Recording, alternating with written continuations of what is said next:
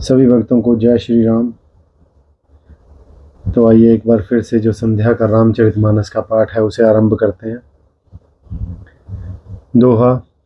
जन्म सिंधु पुनि बंधु विषु, दीन मलिन सकलंक, सिय मुख समता पाप किमी, चंदु बापुरो रंक। खारे समुद्र में तो इसका जन्म फिर अर्थात उसी समुद्र से उत्पन्न होने के कारण विष इसका भाई दिन में यह मलिन शोभाहीन निस्तेज रहता है और कलंकी काले दाग से युक्त है। बेचारा गरीब चंद्रमा सीता जी के मुख की बराबरी कैसे पा सकता है। घटई बढ़ई बिरिहनी दुखदाई, ग्रसई रहू निजी संधि पाई, कोक शोक प्रद पंकज द्रोही, अवगुण बहुत चंद्रमा तो ही। फिर यह घटता बढ़ता है और विरहिणी स्त्रियों को दुख देने वाला है। राहु अपनी संधि में पाकर इसे ग्रस लेता है।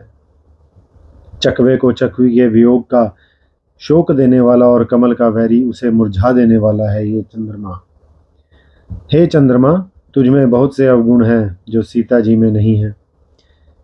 बैदेही मुख पटतर दीन है, होई दोषु बड़ अनुचित कीन है। सिय मुख छवि विदु ब्याज बखानी, गुर पही चले निशा बढ़ जानी।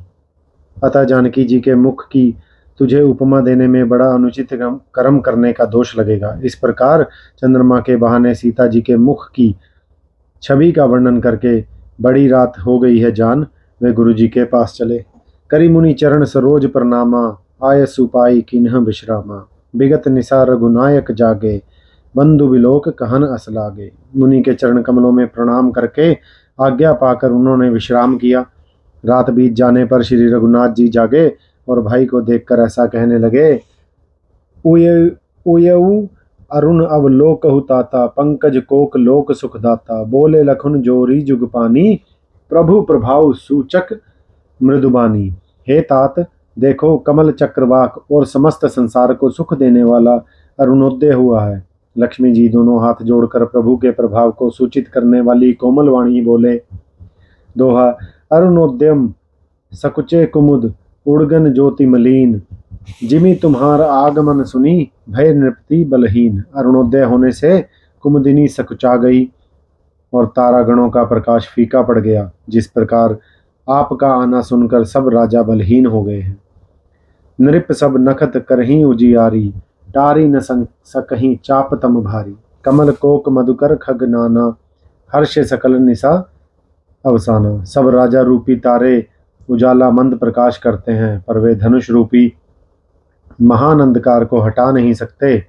रात्रि का अंत होने से जैसे कमल, चकवे, भौरे और नाना प्रकार के पक्षी हर्षित हो रहे हैं, ऐसे ही प्रभु सब भगत तुम्हारे होय ही टूटे धनुष सुखारे।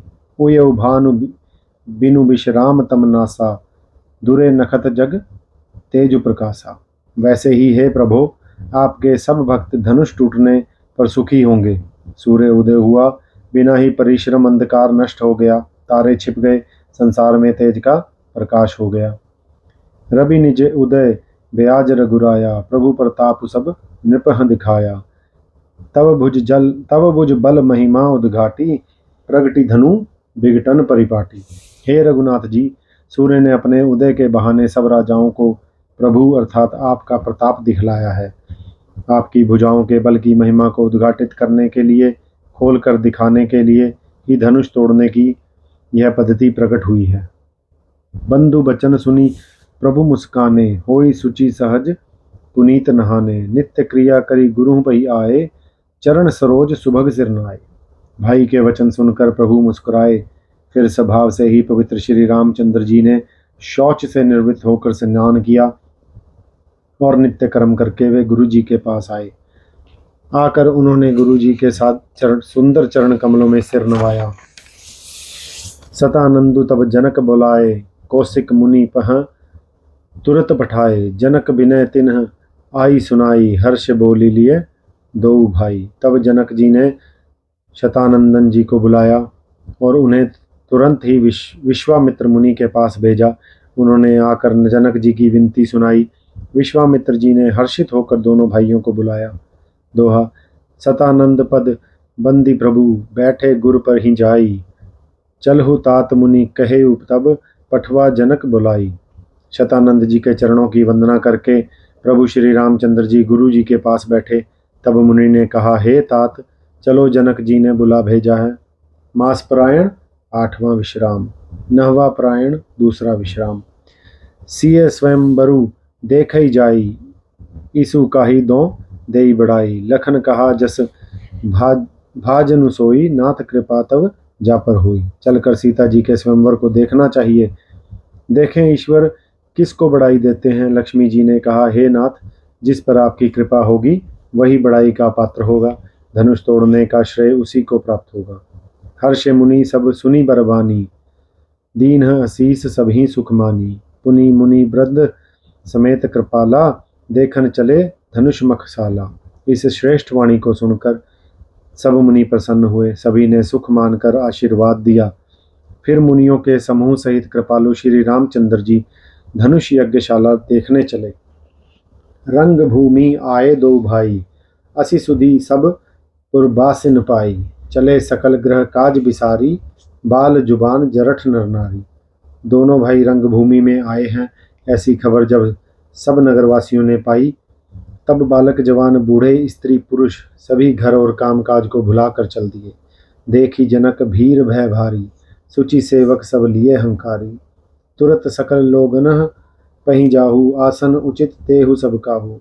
जब जनक जी ने देखा कि बड़ी भीड़ हो गई है, तब उन्होंने सब विश्वास पात्र सेवकों को बुलवा लिया और कहा, तुम लोग तुरंत सब लोगों के पास जाओ और सब किसी को यथा योग्य आसन दो।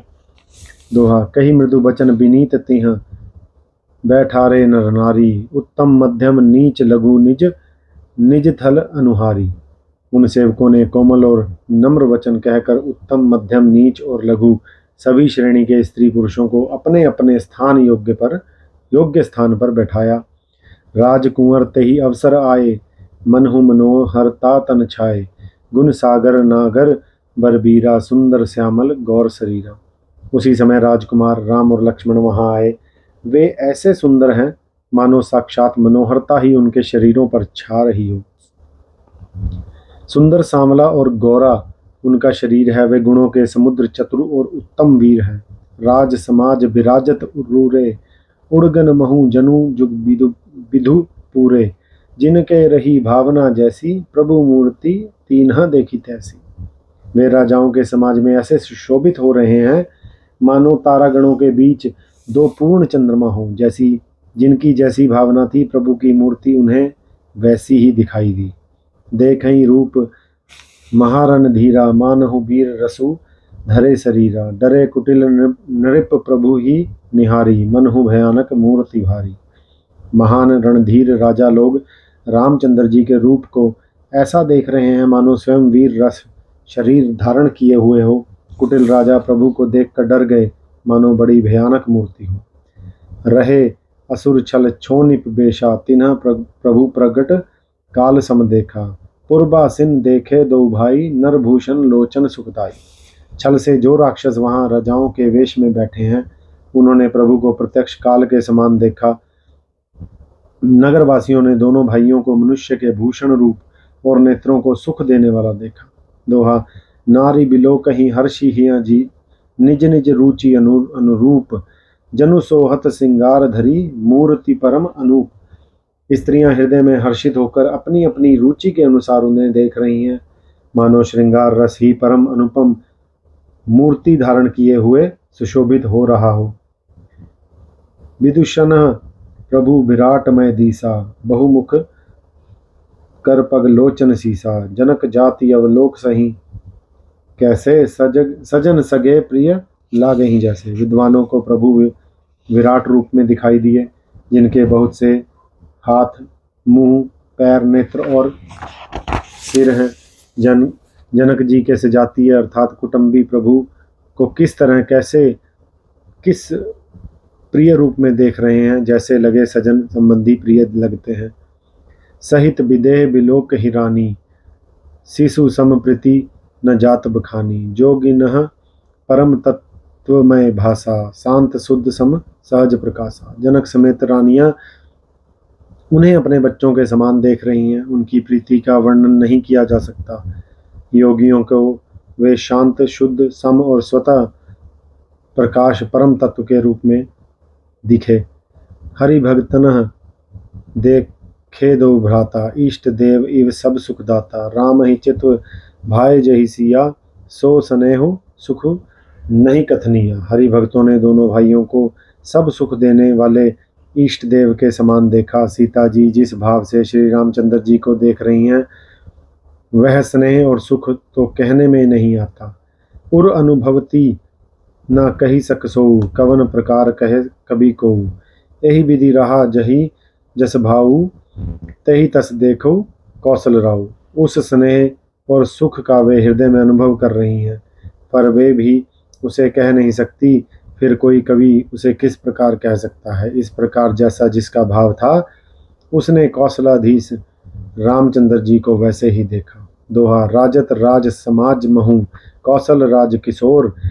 सुंदर श्यामल गौर तन, विश्व बिलोचन चोर। सुंदर सांवले और गोरे शरीर वाले तथा विश्व भर के नेत्रों को चुराने वाले कौशलाधीश के कुमार राज समाज में इस प्रकार सुशोभित हो रहे हैं।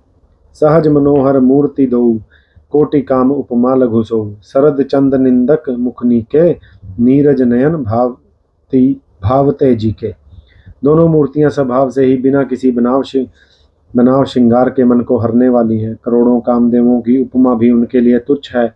उनके सुंदर मुख शरद पूर्णिमा की चंद्रमा की भी निंदा करने वाले, अर्थात उसे नीचा दिखाने वाले हैं। और कमल के समान नेत्र मन को बहुत ही भाते हैं। चितवनी चारु मार मनुहरनी, भावती हृदय जाति नहीं बरनी। कपल कल कपोल श्रुति कुंडल लोला, चिबुक अधर सुंदर मृदु बोला। सुंदर चितवन अर्थात सारे संसार के मन को हरने वाले कामदेव के भी मन को हरने वाली है। वह हृदय को बहुत ही प्यारी लगती है, पर उसका वर्णन नहीं किया जा सकता। सुंदर गाल हैं, कानों में चंचल झूमते हुए कुंडल हैं, ठोडी और अधर ओठ सुंदर हैं, कोमल वाणी है। कुमुद बंधु कर निंदक हासा, भ्रुकुटि विकट मनोहर नासा। भाल विशाल तिलक झलकाही, कच बिलो की अली अवली लजाही। हंसी चंद्रमा की किरणों पर तिरस्कार करने वाली है। भौहें टेढ़ी और नासिका मनोहर है। ऊंचे चौड़े ललाट पर तिलक झलक रहे हैं, दीप्तिमान हो रहे हैं। काले घुंघराले वालों को देखकर भौरों की पंक्तियां भी लज्जा जाती हैं। पीत चौतनी सिर नहीं सुनाए सुहाई, कुसुम कली बीच बीच बनाई। रेखे रुचिर कंबू कलगीवा, जनु त्रिभुवन सुषमा की जीवा। पीली चौकनी टोपियां सिरों पर सुशोभित हैं, जिनके बीच बीच में फूलों की कलियां बनाई अर्थात काढ़ी हुई हैं। शंख के समान सुंदर गोल गले में मनोहर 3 रेखाएं हैं, जो मानो तीनों लोकों की सुंदरता की सीमा को बता रही हैं। दोहा। कुंजर मणि कंठा कलित, उर नहीं तुलसी का माल। वृषभकंद केहरी ठवनी, बल निधि बाहु विशाल। हृदयों पर गज मुक्ताओं के सुंदर कंठे और तुलसी की मालाएं सुशोभित हैं। उनके कंधे बैलों के कंधे की तरह ऊंचे और पुष्ट हैं। एड़ खड़े होने की शान सिंह सी की है, और भुजाएं विशाल एवं बल की भंडार हैं। कटी तो नीर पितपट बांधे, कर सर धनुष बाम कर धांधे। पीत यज्ञ उपबीत सहाय, नख सिख मंजू महा छवि छाए। कमर में तरकस और पीतांबर बांधे हैं। दाहिने हाथ में बाण और बाएं सुंदर कंधों पर धनुष और पीले यज्ञोपवीत जनेऊ सुशोभित हैं। नख से लेकर शिखा तक सब अंग सुंदर हैं। उन पर महान शोभादि छाई हुई है। देखी लोग सब भय सुखारे, एक टक लोचन चलत नारे। हर्ष जनकु देखी दो भाई, मुनि पद कमल गहे तब जाई। उन्हें देखकर सब लोग सुखी हुए। नेत्र एक टक निमेष शून्य हैं, और तारे पुतलियां भी नहीं चलते। जनक जी दोनों भाइयों को देखकर हर्षित हुए। तब उन्होंने जाकर मुनि के चरण कमल पकड़ लिए। करी बिनती निज कथा सुनाई, रंग अवनी सब मुनि ही दिखाई। जहाँ जहाँ जाही कुंवर बर दो, तहाँ तहाँ चकित चितव सब को। विनती करके अपनी कथा सुनाई और मुनि को सारी रंगभूमि यज्ञशाला दिखाई। मुनि के साथ दोनों श्रेष्ठ राजकुमार जहाँ जहाँ जाते हैं, वहाँ वहाँ सब कोई आश्चर्यचकित ही देखने लगते हैं। निज निज रुख राम ही सब देखा, को न जान कछु मर्मु विशेषा। भली रचना मुनि नृप सन कहियु, राजा मुदित महासुख लहियु। सबने राम जी को अपनी अपनी ओर से ही मुख की ओर देखा, परंतु इसका भी विशेष कोई रहस्य जान नहीं सका। मुनि ने राजा से कहा, रंगभूमि की रचना बड़ी सुंदर है।